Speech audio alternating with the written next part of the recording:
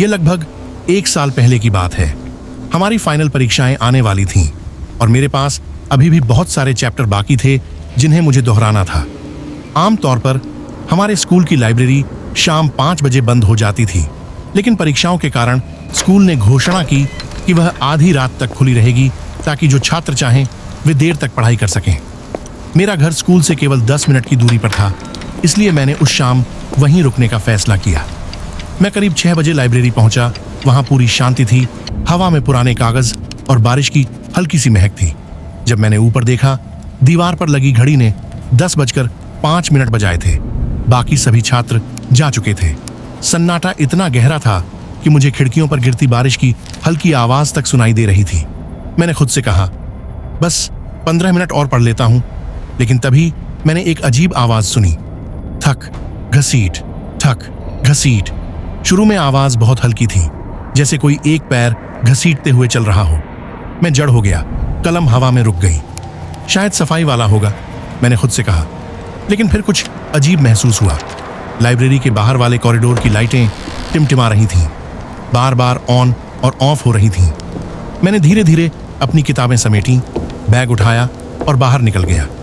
Corridor लंबा और सुनसान था। रात में वह और भी अंतहीन लग रहा था। मेरे कदमों की आवाज गूंज रही थी, टिक टिक टिक। और तभी मैंने उसे देखा। कॉरिडोर के दूसरे सिरे पर एक औरत खड़ी थी। उसका सिर झुका हुआ, बाल चेहरे पर लटके हुए, शरीर टेढ़ा मेढ़ा, जैसे कुछ टूट गया हो। उसके कपड़े गीले और फटे हुए थे और नंगे पैरों के निशान जमीन पर दिख रहे थे।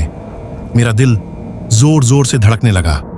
मैंने बोलने की कोशिश की, पूछना चाहा कि वह कौन है, लेकिन इससे पहले कि कुछ कह पाता, वह चलना शुरू कर दी। धीरे, आसमान लंगड़ाते हुए। मैं पीछे हट गया। उसके कदमों की आवाज और तेज हो गई। हवा में मिट्टी और सड़न की बदबू भर गई। कौन हो तुम? मैंने कांपती आवाज में पूछा।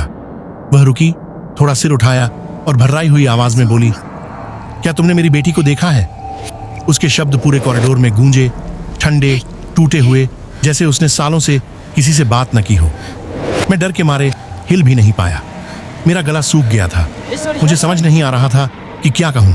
मैंने कांपते हुए उधर इशारा किया और बोला, वो उधर गई है।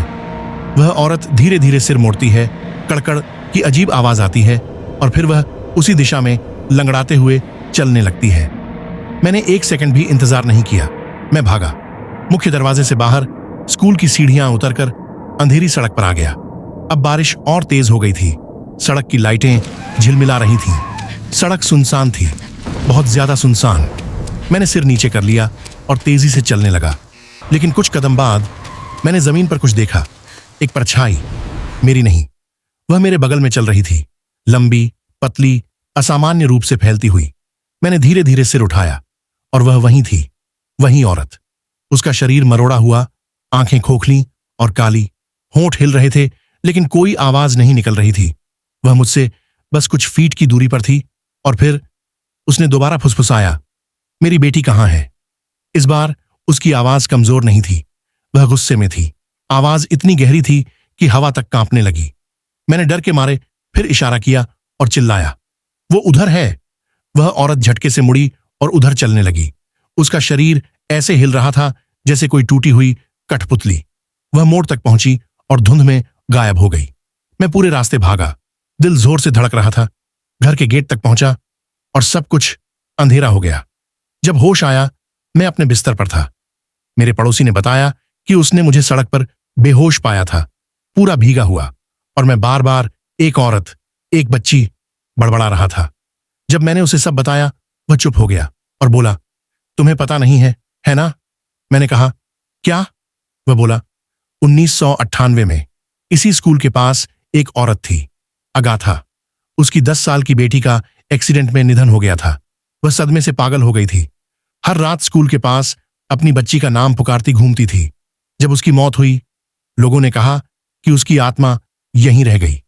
वह मेरी आंखों में देखते हुए बोला, आज भी कुछ लोग उसकी आवाज सुनते हैं, खासकर वो छात्र जो देर तक रुकते हैं। उस दिन के बाद मैंने कभी अंधेरा होने के बाद स्कूल में कदम नहीं रखा, लेकिन आज भी जब मैं लाइब्रेरी की खिड़की के पास से गुजरता हूं, मुझे वही आवाज सुनाई देती है, थक घसीट, थक घसीट। जैसे कोई अभी भी उस कॉरिडोर में चल रहा हो, अपनी खोई हुई बेटी को ढूंढते हुए।